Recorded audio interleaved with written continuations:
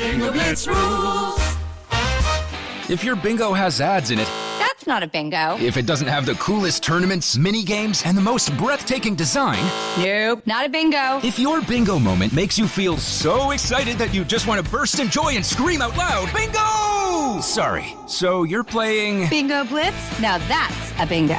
Go for a world of excitement with Bingo Blitz, the #1 free bingo game. Download Bingo Blitz and play for free. Now that's a bingo. Want to shop Walmart Black Friday deals first? Walmart Plus members get early access to our hottest deals. Join now and get 50% off a 1-year annual membership. Shop Black Friday deals first with Walmart Plus. See terms at walmartplus.com. Let's hang out. Let's hang out. And let's talk about what lesbians are about.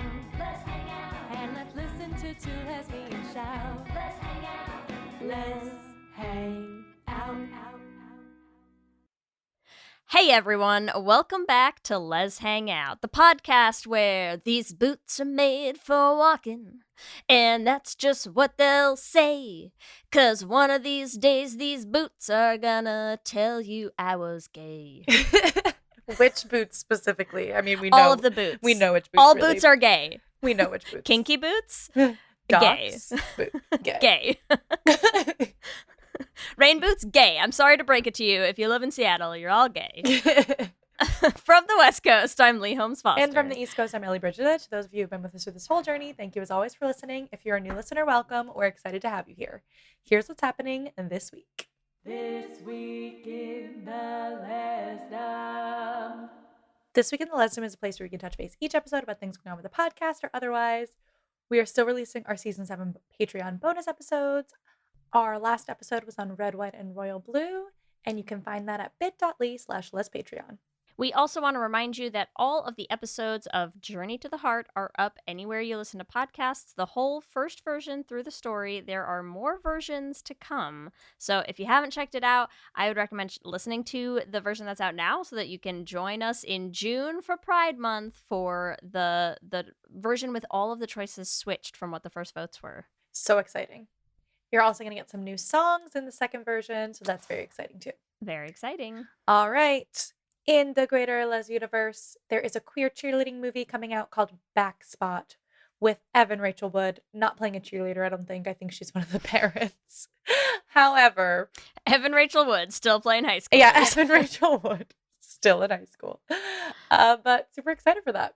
Less exciting is I know many of you saw GLAAD release their annual media report, and it was not great, everyone. It was not great. It included stats like how 36% of queer characters currently on TV will not be returning in the next season. There are just so many shows being canceled, characters being written off, things. So it was not a good year, as I think we are all well aware. Representation is dropping fast these days. So anyways, listen, we reiterate our constant call to all network studios, streaming platforms, make it gay, you cowards. Please, for the love of God, make anything gay so we have anything left to watch. Yes, please. Also, speaking of representation, if you want to see a pretty freaking awesome show, Lady Parts is out for season 2. Lee, have you watched season 1? I have not. I You should. really need to. I binged I the know. shit out of it. It's so good. It is about a Muslim band that's like, it's just sick. It's amazing. And they do have queer characters in it.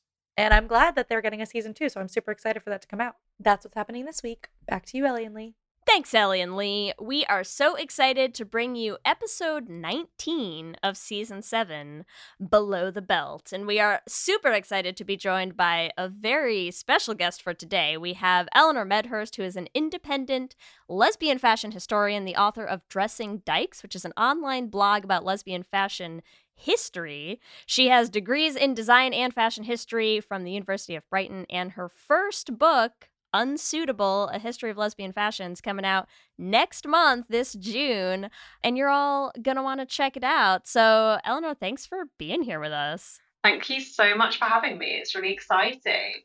We're excited. I feel like we've done some episodes on like lesbian styles, like different, things, but we have never really gone deep into the history, like the lesbian fashion history. And Ellie and I got to scope out some advanced copies of the book Unsuitable, and it's just so cool. It's Thank so cool. There's you. like a whole new world that I'm like, oh my God, I need to know everything about this immediately. Well, yes, and I feel like there's certain things that we already like, we're like, yeah, that's gay, but there's so much more to it. Yeah. Like, we're like, currently we know what's gay, but to hear all the history is very cool. Yeah, there is so much to like uncover within the history of lesbian fashion. And in some ways, like my book only kind of scrapes the surface of that. Like there's so much lesbian history out there. And obviously we all wear clothes. We've all been wearing clothes. There's a lot of lesbian fashion history within that. How does one get started becoming a lesbian fashion historian? What is the road to that? Well, as you described in my intro, I have degrees in fashion history, design history. So while I was studying, it really got me interested in fashion history, and then as a lesbian, looking at lesbians within fashion history and more broadly queer fashion histories. And I was also part of putting together an exhibition at a museum, Brighton Museum in the UK called Queer Looks, which was a display of around 20 outfits donated by the local LGBTQ plus community. It's actually got one of my outfits in there as well, which is really cool. But I was part of that project while I was studying as well. So it was really building this like awareness and appreciation for queer fashion history and for lesbian fashion history, and realizing why these stories matter. And yeah, it went from there. I graduated from my master's in 2020 during a lockdown, and there wasn't much else to do, which is when the blog and stuff started, and it all carried on from there. Yeah. Love that. When you were in school, I mean, there's a million different people that you sort of talk about in the book, but like, what were some of the people who first really inspired you to be like, wow, these are some cool historical lesbians? Yeah. Actually, while I was studying, I started out with looking at fashion history by looking at Anne Lister, who is the real life person behind the TV show Gentleman Jack. And she left, so many diaries about her life, about all aspects of her life, including, of course, her clothes. And so, yeah, I started by looking at that and then really realizing how little there was about a more general lesbian fashion history, even though there's loads written about Anne Lister herself. But she was one of the sort of first inspirations there, and she's ended up being a whole chapter in the book, which is really, really cool. Yeah.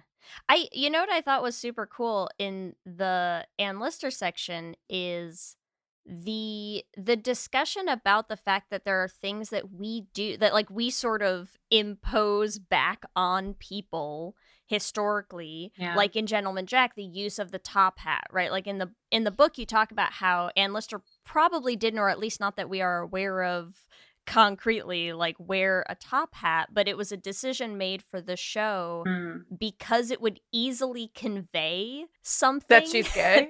Yeah.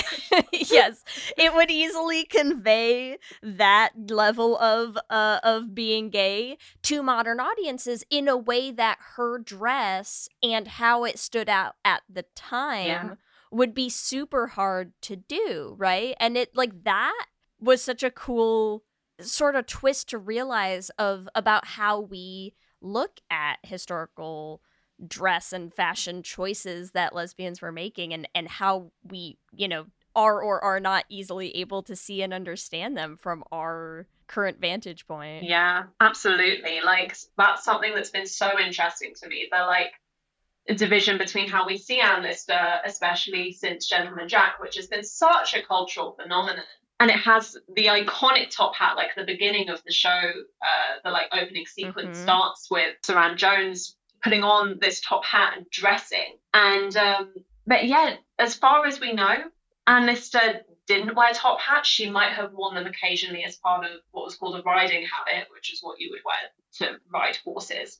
But yeah, it wasn't part of her like everyday styling of herself. But it has that like association of power and masculinity that really conveys who she was as a person in real life. But yeah, it conveys that to a modern audience, but that doesn't mean it's what she was wearing while she actually lived. I do Yeah. find that so interesting too, just like thinking about, I mean, also in reading, like there was a whole section about like butch versus femme that I found really interesting, because I also just feel like we as queer people, like there was a line, something about like, we're not invisible, you're just not looking or whatever, right? By femmes. And there is something so nuanced about like one thing that you would wear, or like it's also just like the way you carry yourself. Like there's so many things that like on top of the outfit. So I'm not Yeah. surprised that like when you're talking about Ann Lister, like probably the way she looked gay was much more subtle than they're going to do it in the show. Yeah. But like same thing with like most of the people in history, like even like when you're talking about, I don't know, maybe we dive in a little bit on the butch and femme, because I feel like that sort of like does a lot in the book. Like even thinking about like the suffrage movement and talking about like, okay, do we want to look feminine? We're being ridiculed for looking masculine or being lesbians. Like there's so much to the like feminine versus masculine that plays such a big part in lesbian fashion. Yeah, absolutely. It's something that comes through again and again. Like a big stereotype almost of lesbian fashion is that it always is super masculine, but also masculine lesbians often aren't represented at the same time, but have always been a really huge part of lesbian history. And in this book, for example, a lot of the lesbian fashion that I look at is more masculine leaning or butch lesbian fashion, because those are the things that are more easily recognizable as being different and as being gay in photos or in descriptions or in paintings and stuff like that. And often femininity or femmes, for example, are only recognizable because they're in a lesbian space, like a lesbian bar, or they're part of a butch and femme couple or something like that. But that doesn't mean that those were the only times that they existed. It's just so much harder to find those more subtle lesbian fashion stylings in the past otherwise. Yeah. Yeah, and it's I love what it really kind of, again, there's just this realization that I've been having with this book where I'm like, wow, I have so much, I think, of like our conception of, and like my personal conception of like the history of lesbians has been so dominated by either the very obvious, like extremely mask leaning butch, the photos that you get where it's like, oh, here clearly against the grain, or things that we've done, like the Gentleman Jack, of saying like, let's specifically make it gayer to us than it was at the time, because the things that they were doing to flag to each other or to stand out, like, would require a knowledge of the fashion, like trends and understood acceptable things at the time that we just don't have anymore. Like, we don't look back at Ann Lister's time period with the eye for fashion transgressions that they would have had then from us now. We're just like, yeah, a dress looks about right. Exactly. Yeah, I think that even if we do know about fashion history, you're still not going to know all the nuances most of the time as the people who were actually living in that time did.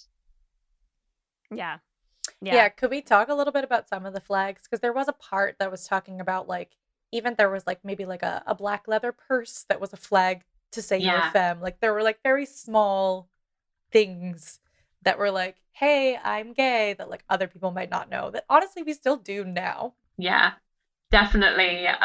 That was with the black leather purse. That was something that was written about in like the 1950s, particularly in one of the sources that I used and that was really, really helpful for me in this book was a history of the lesbian bar, the Gateways, which was a London lesbian bar that was going from, off the top of my head, I think the 30s until the 1980s or so. And the book that was really useful was it compiled a bunch of interviews with lesbians who used to go there It's called From the Closet to the Screen, Women at the Gateways Club by Jill Gardner.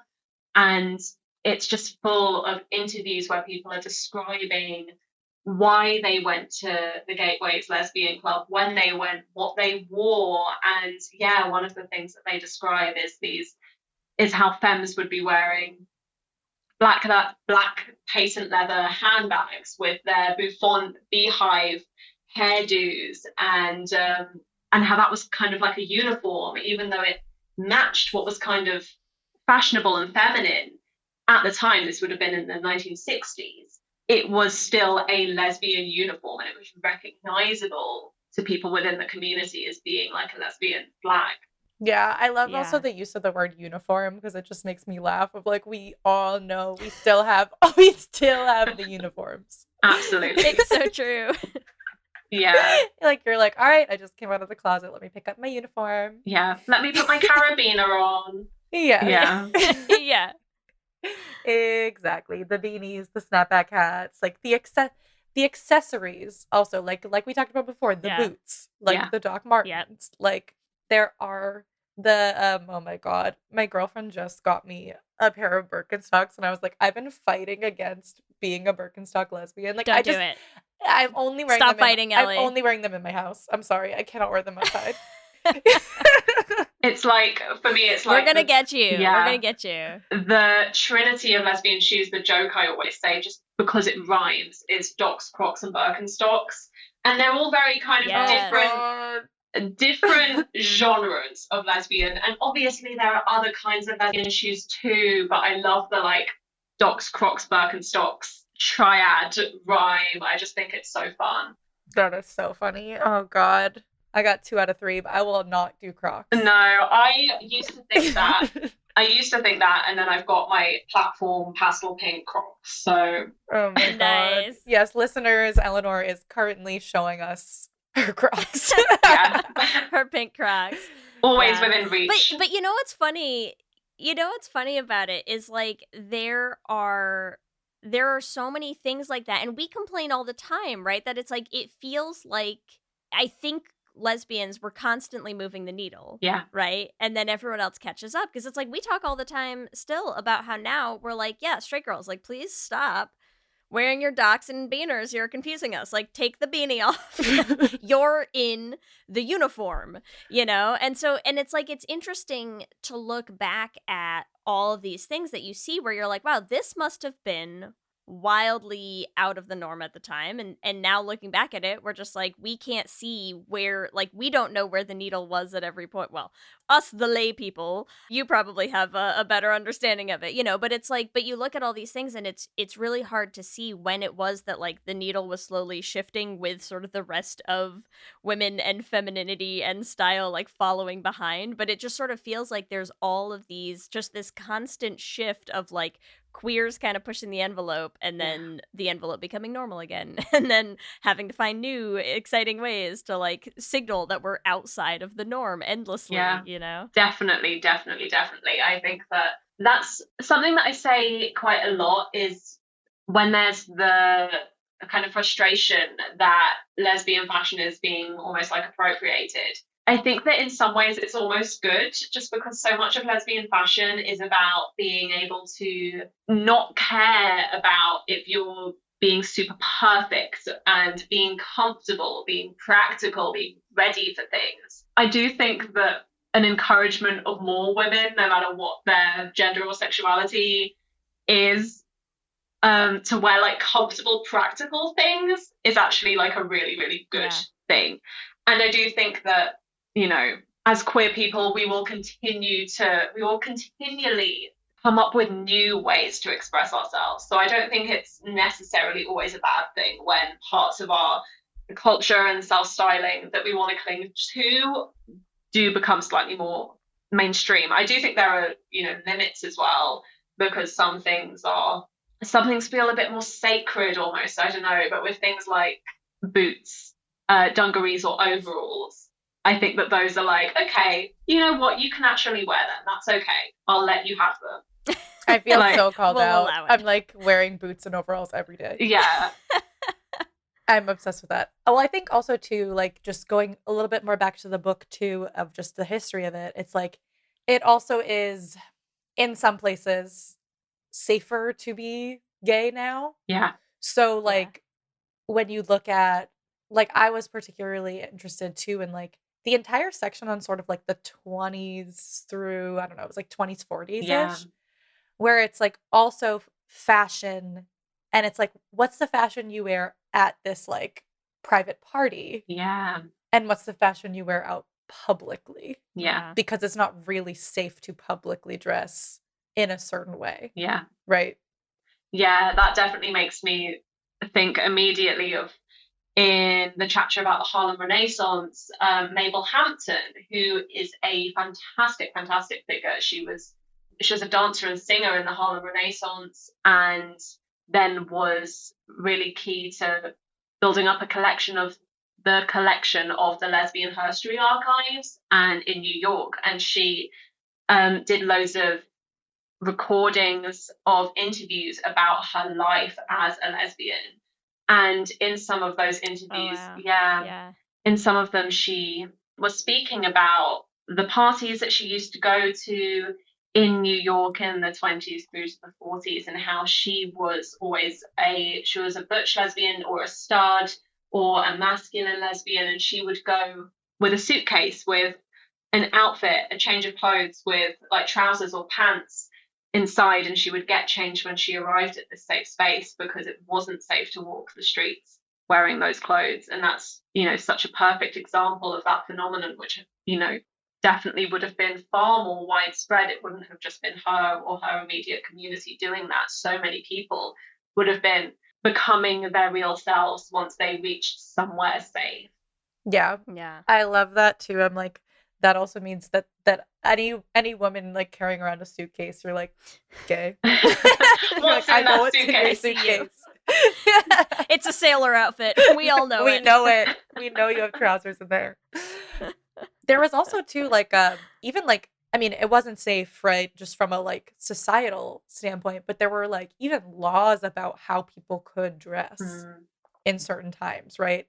Maybe talk a little bit about that just because I also found that to be like so interesting. Yeah, definitely. Well, when it comes to like butch and femme, especially in the mid 20th century, particularly in the US, I think in New York or New York area, perhaps New York State, I'm not sure of the exact boundaries, there was a law colloquially known as the three-piece clothing law, which originally came in to try and like combat disguises used for burglaries, apparently, but basically turned into a law that meant that police could harass and jail anyone who was wearing clothes that didn't match their perceived gender.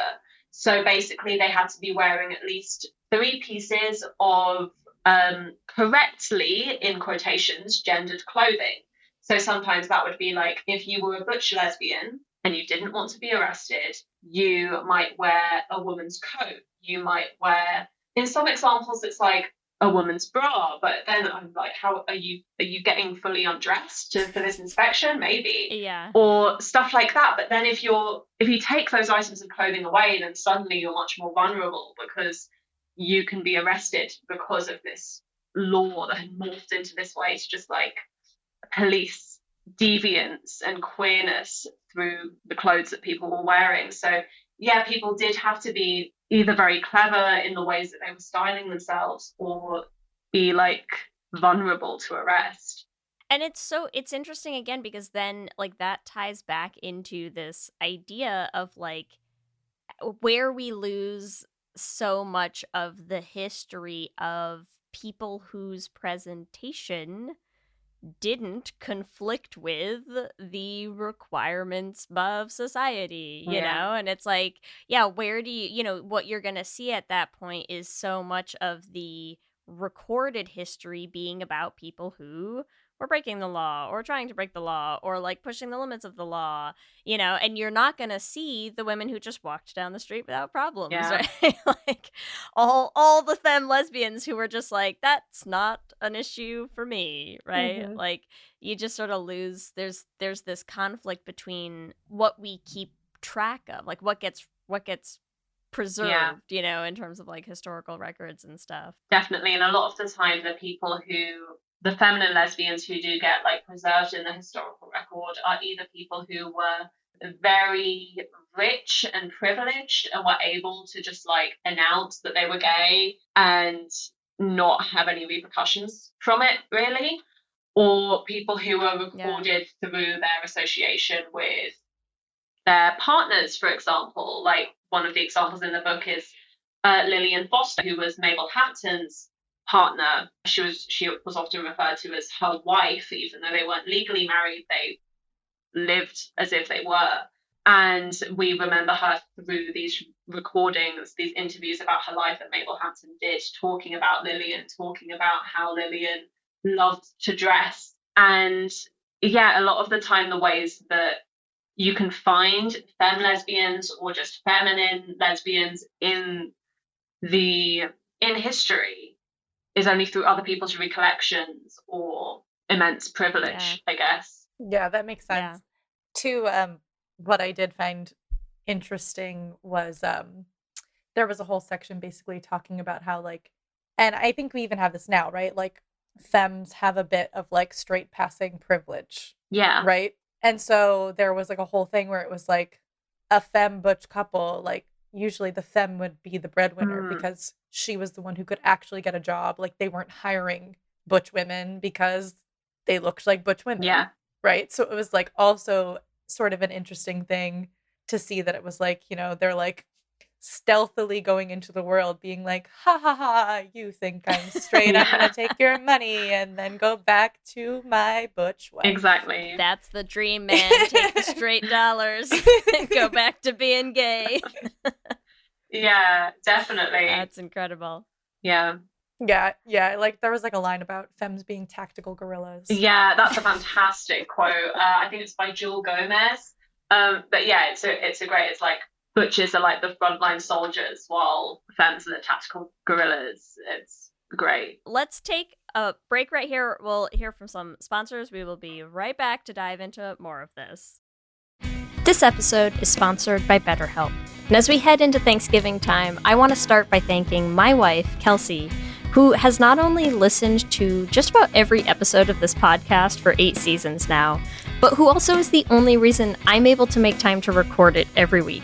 She takes the kids, gets them dinner, and gets them ready for bed, just so that Ellie and I can come on and yell about gay things into each other's faces for an hour. So here's a reminder to send some thanks to the people you're grateful for in your life, including yourself. I've been in therapy for a long time now, and one thing that's so important about therapy is how it teaches you to be more intentional.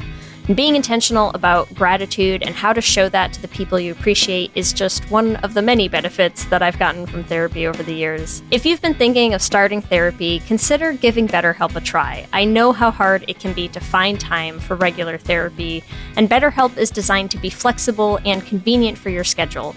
You can fill out a brief questionnaire to get matched with a licensed therapist, and you can switch therapists at any time for no additional charge. If you want to start being more intentional about gratitude in your life, visit betterhelp.com/Lez Hang Out today to get 10% off your first month. That's BetterHelp, HELP.com/Lez Hang Out. Let's hang out. You chose to hit play on this podcast today. Smart choice. Progressive loves to help people make smart choices. That's why they offer a tool called Auto Quote Explorer that allows you to compare your Progressive car insurance quote with rates from other companies. So you save time on the research and can enjoy savings when you choose the best rate for you. Give it a try after this episode at progressive.com. Progressive Casualty Insurance Company and Affiliates. Not available in all states or situations. Prices vary based on how you buy.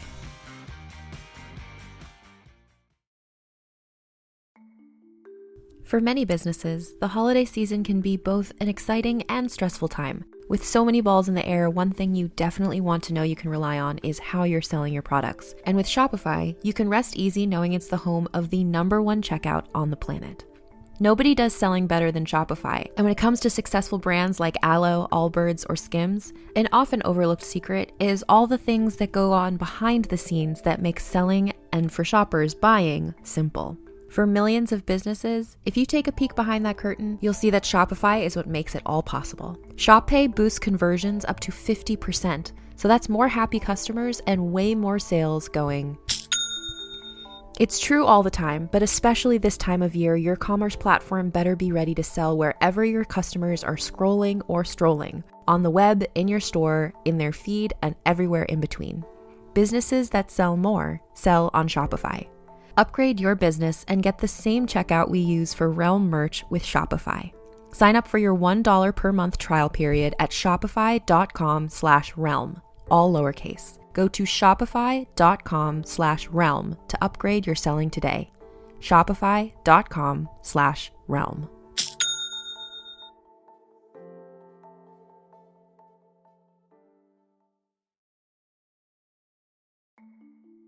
For many businesses, the holiday season can be both an exciting and stressful time. With so many balls in the air, one thing you definitely want to know you can rely on is how you're selling your products. And with Shopify, you can rest easy knowing it's the home of the #1 checkout on the planet.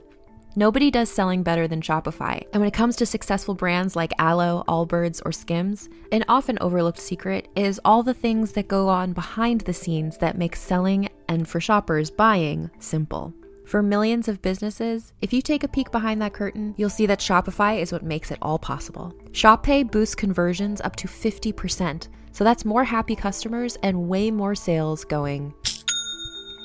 It's true all the time, but especially this time of year, your commerce platform better be ready to sell wherever your customers are scrolling or strolling, on the web, in your store, in their feed, and everywhere in between.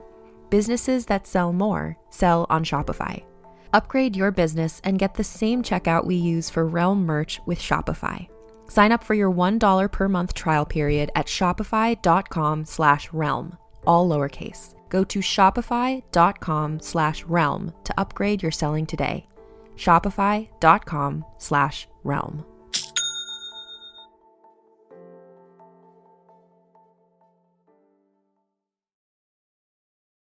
Diving back in, Eleanor, I want to ask a question that I'm curious about, which is doing all of this, like the research, writing the book, all of that.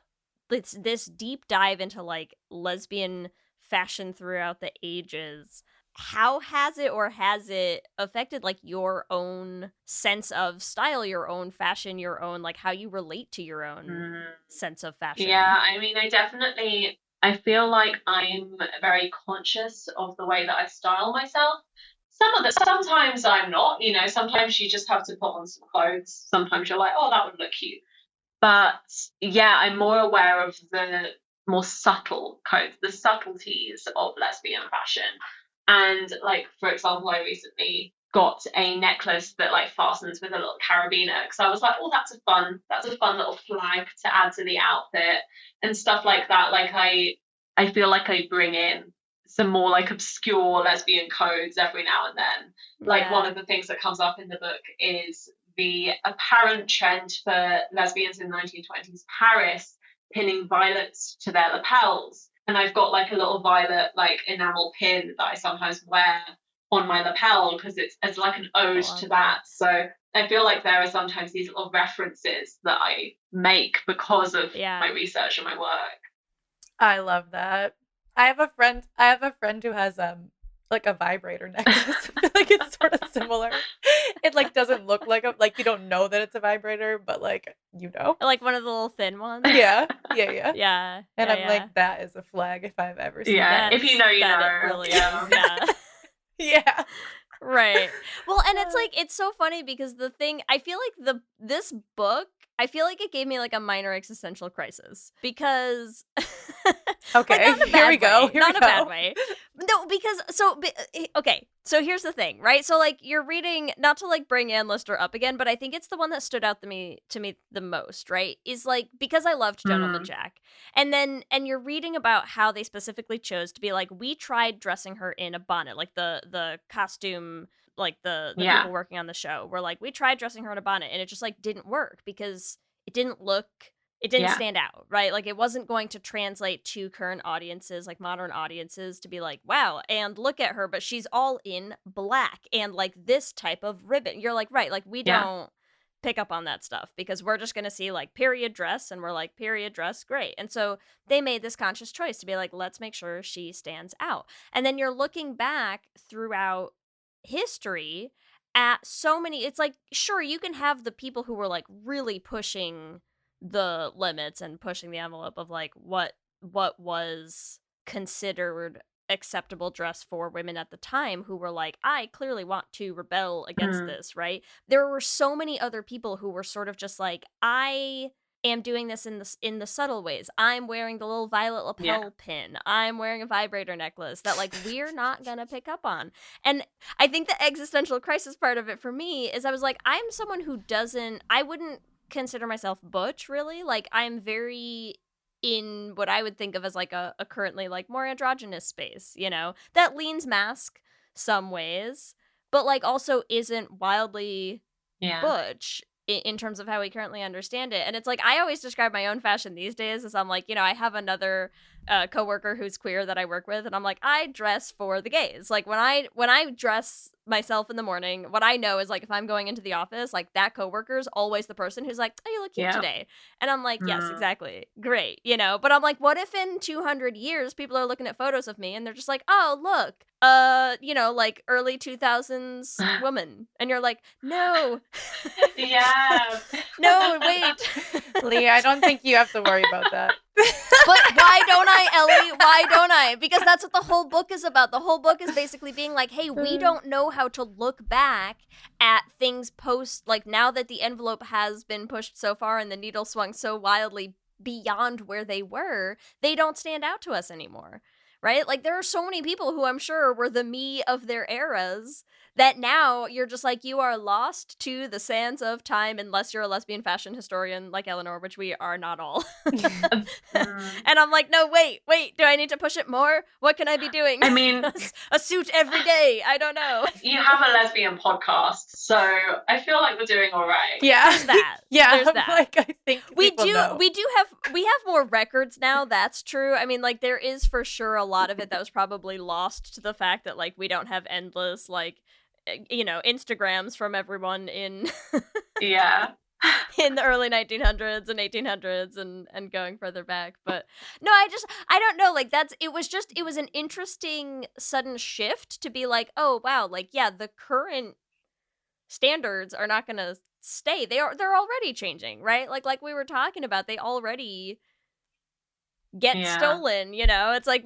I went to queer trivia with Kelsey and a friend last night, and we were talking about how there's one of the other teams that always is there for queer trivia, and a bunch of them couldn't make it last night, and they happened to just be left with two of the straight women who are on this same frisbee team. It's a frisbee team that plays with us, but one of them, you know, it's every time she shows up, and like she showed up yesterday in what we lovingly refer to as like a Canadian tuxedo, right? She's like jeans and denim shirt and everything, and we're like, but there's certain ways in which you're like, it's funny when you show up as a straight person in that outfit to queer trivia, because I'm like, you are getting read a different way in this space by people who don't know you, you know. And it's like we know that there's already sort of this way in which our flags to each other are not always unique and only for us, so it might happen, Ellie. It might happen. That's all I'm saying.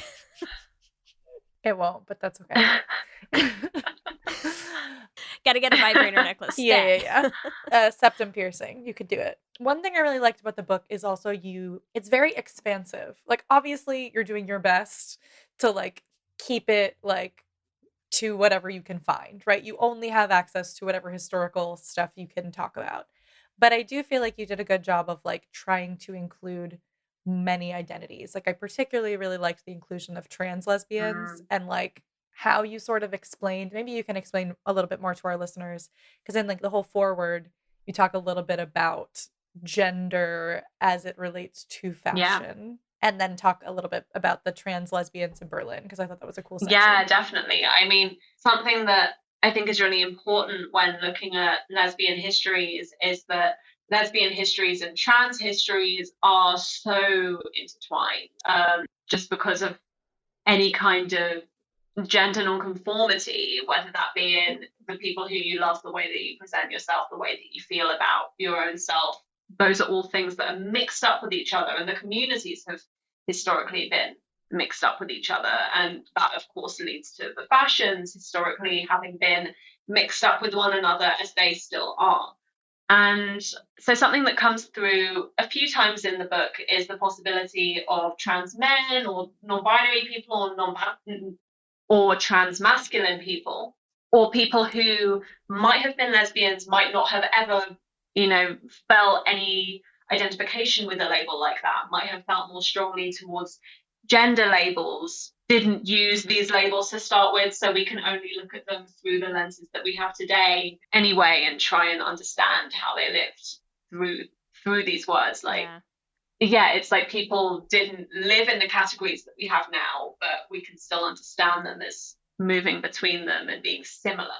And that's something that comes through in some of the fashion histories, particularly when I'm looking at like male impersonation or stuff like that, and stories where people who were perceived as women by the world were dressing in a very, very, very masculine way, and how that sort of lives on the border between butch lesbianism and trans masculine history. So that comes through quite a few times in the book, but I really wanted to make an effort to find and record and include trans feminine stories and identity, trans women, trans lesbians. And somewhere where I found that was in Weimar, Berlin. So in Berlin in the 1920s. This was a point where there were loads and loads there was a thriving queer culture of all kinds. This was just before Nazi Germany. So just before that period, there was a really thriving queer culture, which then got quite quickly stifled, which is incredibly heartbreaking, but it shows how it kind of shows why we don't remember that it existed, because these records were sometimes literally destroyed. Literally burned, yeah. Yeah, exactly.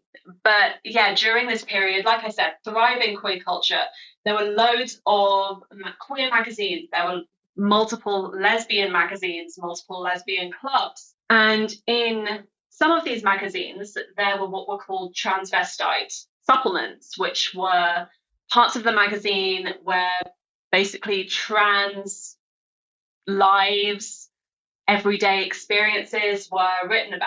And by the label like transvestite, it basically includes, in the lesbian magazines particularly, anyone who was socially recognized as being a man but was dressing in feminine clothes. And sometimes that would be just to do with what they were wearing, and sometimes, obviously, as it must have been because there are people like this now, it was the way that they actually felt about themselves on the inside. And I think that we can confidently label some of these people as similar to trans women today. So this is a bit of a long-winded story, but basically there were people within this transvestite community, there were people who might have been trans women in 1920s Berlin who were also very, very engaged in lesbian communities, who were reading these lesbian magazines, who were going to lesbian clubs. So who we can sort of surmise by that were trans lesbians. And I thought that it was very important to include this in a lesbian fashion history because it shows that people like that have always existed. Our communities have always been intertwined. And it's just an interesting part of lesbian fashion history as well, because it's the way that fashion was sort of played with. It's the way that fashion could be within lesbian spaces very feminine, but also very masculine, and playing with the in-betweens of those things. and that it was discussed. It was discussed in magazines like these ones that were being published in 1920s Berlin. And yeah, it was just a thriving culture, and all kinds of lesbians were part of it, basically. It also it makes me even more. I mean, I know we joke about all the time the sort of, laughing at how historians are so wont to erase queer stories in history because it's not always written down concretely for them to not be able to avoid saying, Yeah. and they love to avoid saying it, but I think we joke about it a lot, but I think that it's also like there's a real hurt that gets done by that, of like, I mean, we talk all the time, even just how important representation is still today, of just saying like, oh my God, put a gay person in a TV show, would you? Like, and don't cancel it. But when you look back at a whole history that just gets washed over, and being able to find those stories, like being able to find, like you're saying, like those magazines, those records, those photos, like just that proof of saying like, yeah, hey, we're here, we've always been here. Yeah. We haven't gone away. This is not like we didn't just appear on Earth. Yeah, this is not a it's such a strange new cultural Right, phenomenon. Like everyone's just turning gay now. It's so weird. It's like, no. We just are we just can Yeah. say it now. We can say it, Like, and we but have more words. It's crazy too yeah. Well, it's crazy too. Like that was like 100 years ago, Yeah. right? 100 years ago, there was a thriving queer community, and when you describe it in the book, like I almost feel like it like feels to me like New York City's Village Yeah. now. Yeah. Do you know what I mean? Like it feels like a very like big scene. Yeah. Like it was a big queer scene in the 1920s, and like I feel like most people would be like, "Oh no, it's always been shameful." And it's always been like they're Yeah. secretive and Yeah. you can't have, and to be fair, a lot of it is secretive. Yeah. But I think it's more just like, oh well, there weren't that many people. And it's like, no, there were a lot of them. Yeah. And they were figuring out how to build Yeah. community together. Well, like these magazines Yeah. that I mentioned that were being sold in 1920s Germany, some of them were just being sold like on newsstands. They would have like pictures of naked women on the front and say like the Girlfriend magazine for women, and they were just being sold. it. Like, How do we get that? Someone bring it back. Someone revive Girlfriend magazine for women, please. yeah. So yeah, we've always been here basically, and we've definitely been here within the last 100 years. Like, there's so many records. But that's like the beauty of what we have now, right? Like what we were just saying is like, yeah, we have this podcast. Like it's not going to be misunderstood who we were if I'm not wearing like a tie every day, right? But I think I don't know, it makes me so like, you just wish, what would it be like to have like a time machine, and to be able to like go back and like, you just want to go back and show Ann Lister like, here's a dyke in a suit, like you just want to go back to 1920s Berlin and be like, oh my God, do you guys want to like watch an episode of Drag Ball with us? Like it just would be mind blowing on both fronts, I think. Yeah. Do you know what I mean? Like to just, I would die to just go to one of those parties. yes, that's what I like that's what I'm saying is like, I want to be there and like have it all. I wish we could just get it all explained. And I think that like that's where the book lands for me, is like getting to have that walkthrough of like so many of the things that like we can see and we can identify, and like, and I love in the like it just in the very beginning, I think I don't remember if it's in the introduction or in like the first chapter or where it falls, but it's like just this idea of saying like, hey, like actually it should be us doing some of this. like we have to be the people going back and looking for ourselves because we know how to find ourselves, like whether the specifics of how we're flagging are going to be different based on the time. It's like we know how to look, like we know how to look and find the people who are standing out in some way, the people who are just kind of outside of like pushing that needle. And I think like we owe that to ourselves and we deserve that, like we deserve to have that record. We deserve to get to look back and be like, yeah, there we were. Yeah. There we've been. Here we are, there we were. We're always there. Like, exactly. I think that as queer people, looking at queer history, we have more of an openness to believe that, oh, this person might have been queer, this person might have been a lesbian, or something close to it. Like, there's so much within like historical study, there's so much umming and ahhing about, oh, but we don't know for sure. We don't have a letter where they say, and I did this and that. Like, the letter wouldn't matter. Historians could look at a picture of like one girl like fist deep in another and be like, these good friends at the time were just helping each other with she had to find a medical problem. Gynecological exam. Yeah. Home gynecology was a popular practice amongst friends at the time. Yeah, I mean, like, exactly. I feel like queer historians, people who are actually we're looking at it subjectively. We're like, I want to find this. That's not a problem because no one else is trying to find it. Everyone else is trying to brush it away. Agreed. Well, and also it is like, I do think you do a good job. And I think like that's the thing. Like I think honestly, every historian is writing from a subjective point of view. They're writing from their own perspective. Yeah. Right. And we've gotten a lot of historians who have a white male perspective. Like that's just straight cis white male telling us where we were or were not in history. I'm so tired of it. I mean, it's like, just from the beginning, it's like the biggest one is obviously Sappho, but because we have so little from her, but it is wild to me because we have so little from her and the so little we have is so fucking gay. Yeah. That it's comical. Yeah. That for historians to still try to be like, well, I don't know. Yeah. I hear she fucked this one dude.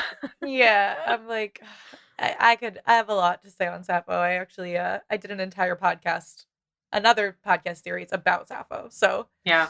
Know a lot about the lesbian erasure of Sappho, but I love that you started all the way at the beginning of our sapphic history. Yeah, I mean, who with better? The ultimate erasure. Yeah, God. I mean, the thing with Sappho is people will be like, "Oh, but she was in love with this man who was granted magical powers." It's like, well, he didn't exist. He wasn't real. Right. Yeah. His name literally I think translates to like Dick from the Island of Man or something. Like, yeah, it's exactly. It's like, come on. I don't know. He's the Canadian pen pal of Sappho. Yeah, like he's literally like named Penis Man or something. Like it's like it's like not. Yeah, it's clearly other people like making fun of Sappho. Yeah, and her love of women. Yeah. Definitely, but so it's crazy. You know, that's somehow more believable than that she was really gay to some people. So what are your hopes in terms of what comes next? Like the book comes out next month, and then what do you have anything planned next? Like what's the next step from here? Is there more deep diving into history? Are there other things coming down the road? Yeah, I mean, the book is coming out. And that is huge. I don't know. I've been working on it for ages. And then I'm doing a book tour in the UK. So I don't know.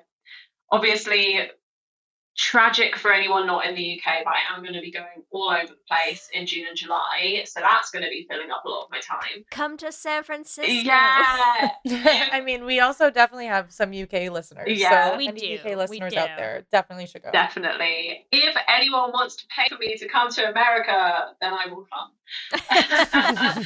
I can't do that, but I can offer you a guest room. That's what I've got. Thank you.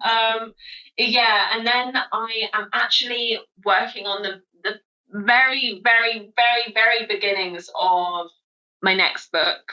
But I'm not going to say much more about that because I'm still figuring out what is happening with that. But yeah, working hard on that. And then we'll see, I guess. We'll see what happens once Unsuitable is out in the world and who it reaches and what happens next with that. Who knows? Yeah. When did you start working on Unsuitable? How long ago was like the beginning? I started writing the book itself at the beginning of 2022, but also it takes a lot of research from the whole time I've been working on my blog. Yeah. So like a couple of years before that as well. So a while. That's crazy. I honestly I cannot wish enough good things for the book tour and everything. I just think it's so cool. It's so fascinating to like look back at all of this stuff, and I think it's such a different lens than like Ellie and I tend to take as people who have no training in fashion, historical fashion, like any of that. You know, I think it's a piece of queer life and queer culture and like our queer history that is so important and so cool. Thank you. To just really dig into. Like, I loved it. So Thank you so much. Yeah, no, yeah. It means a lot. Are we ready for our Q and Gay? I'm ready. Are you ready, Eleanor? Have we explained Q and Gay to you? No. Q and Gay. Question number 1. How would you describe your style? A, femme, B, mask, or C, androgynous? Oh, you've already broken me with the first one. Honestly, I'm going to put C. I'm going to put C, and no one will agree with me because I'm very That's feminine, fine. but I'm going to put C because I love a pair of overalls. Nice. And you've got your Crocs, you know? Exactly. Who knows where those land you. Okay, question 2. What historical lesbian would you most want to dress like out of A, Sappho, B, Anne Lister, C, Bessie Smith, or D, Mabel Hampton? Anne Lister. B, Anne Lister. I think that would be fun. Just Minus a lot the of top layers. hat, though. Yeah. Yeah, minus the top hat. That's okay. That's okay. I would take a bonnet. I think that a bonnet would be fun too. All right, question number 3. What part of your style feels the most important to you as part of your queer identity? A, clothes, B, haircut, C, hair color, or D, accessories/flags? A, clothes. Clothes make up the most. They're an important part, you know, but I love that there's all these different ways different to parts. express ourselves. I know. Okay, question 4, slightly different. What historical lesbian time period would you most want to live in out of A, 1920s Harlem, B, 1960s New Wave feminism, C, ancient Greece, or D, 1920s Berlin? 1960s. 1960s. I think if I could visit some but not live there, it would be different. But I think if I had to live there, it would be the 60s. Why do you say that? Well, I'm just thinking of like 1920s Berlin, and I wouldn't want to live there for longer than a couple of years. Yeah, with for an everything. extended period of time. Yeah, I would want to be Yeah. able to leave. So, yeah, the 60s. All right, final question. Question number 5. What kind of lesbian shoe are you? A, Docs, B, Crocs, or C, Birkenstocks? Oh, Docs. Remember, you can give us your own answers to this episode's Q&A questions on our Twitter at Lez Hang Out Pod. Eleanor, thank you so much for hanging out with us today. Thank you. No, it's been so fun talking about all of this, lesbian fashion, everything. Let our listeners know where can they find you, where can they follow you on stuff, and follow any projects that you have coming up, and also maybe where to look for the book or plug the book again. Yeah, so Unsuitable comes out officially 1st of June. So yeah, it's going to be out in the world, and it should be available at any bookshop, really. If it's your favorite bookshop, have a look for it.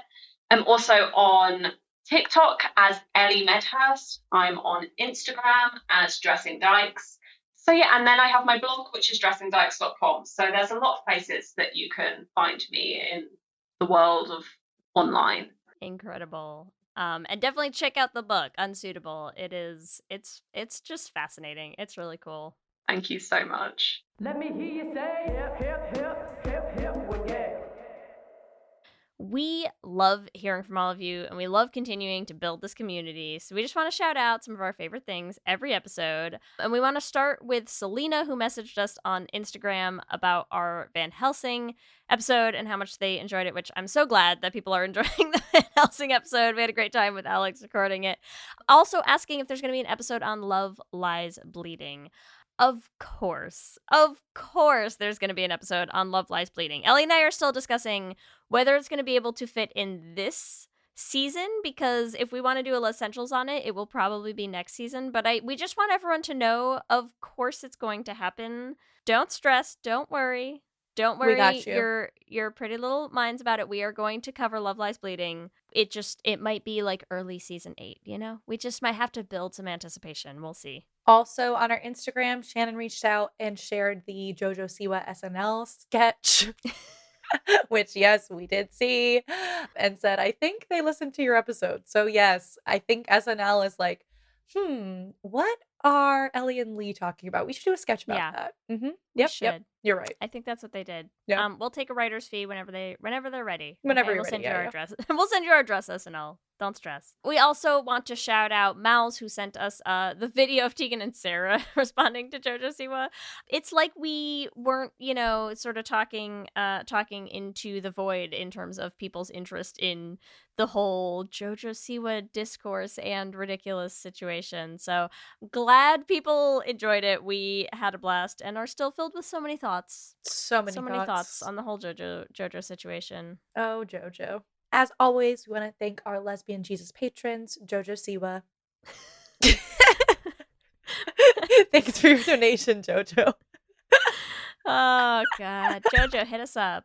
Yes, our lesbian Jesus patrons, Mark Foster, Lizette Stye, Adi Benitez, Sophia Phillips, and Armani Gucci. And our King Princess patrons, Amy and Ellen. And Andrea Doucette. Thank you all so much. We could not keep doing this show without all of your support and the support of all of our patrons. Remember, you can also find us on all the social medias, Instagram, Facebook, Twitter, and TikTok at Lez Hang Out Pod. You can email us at lezhangoutpod@gmail.com. You can check out our website at lezhangoutpod.com. Whatever app you use to listen to podcasts, make sure that you subscribe. That way you'll get new episodes as soon as they go up every week.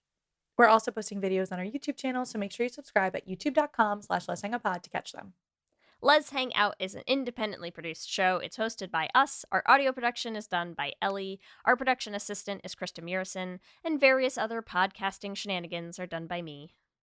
If you want to support us, the easiest way to do that is rate and review us on iTunes or wherever you listen to your podcasts. We love hearing what you have to say. If you want to support us on our Patreon, you get access to ad-free episodes, you get access to our Discord chat, all of our bonus Patreon Leztricurriculars episodes that we have released. You can join that at bit.ly/LezPatreon. If you want to get some Lez Hang Out merch, you can get that at bit.ly/LezShop.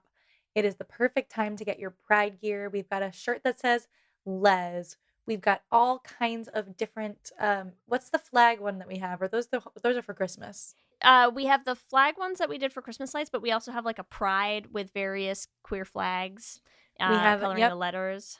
We've got a lot of really fun. We've got hip hip. We've got gay all day in like a little cube design. We got all sorts of stuff. We got a lot of good shit. So if you've been like, oh, I don't know, no, you want the shirts, and you better get them at bit.ly/LezShop. Remember, we also have a queer production company making queer podcast musicals with guaranteed happy endings that you can find everywhere at Dollar Bean Prod. Or at our website, dollarbeanproductions.com.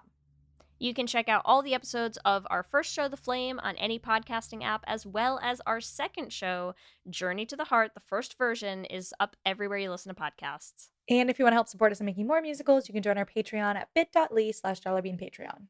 If you want to follow us individually, you can find me on Instagram, Twitter, and TikTok at LSH Foster. You can find me on Instagram, Twitter, and TikTok at Ellie Brigida. With that, I'm Ellie. And I'm Lee. And let's hang out again soon. Let's hang out. Ladies and gentlemen. What are you doing? What do you mean? Just keep it simple. I'm making the promo. Just keep it simple. Just say, hey, we're the Brav Bros. Two guys that talk about Bravo. Ladies and gentlemen, boys and girls, we're the Brav Bros. No. Oh. Dude, stop with the voice. Just keep it simple. I've seen promos on TV, dude. This is how you get the fans engaged. This is how you get listeners. We're trying to get listeners here. If we just say, oh, we're two dudes that talk about Bravo, people are going to get tired of it already. We need some oomph. All right, then fine. Let's try to do it with your voice. Brav Bros. Good job.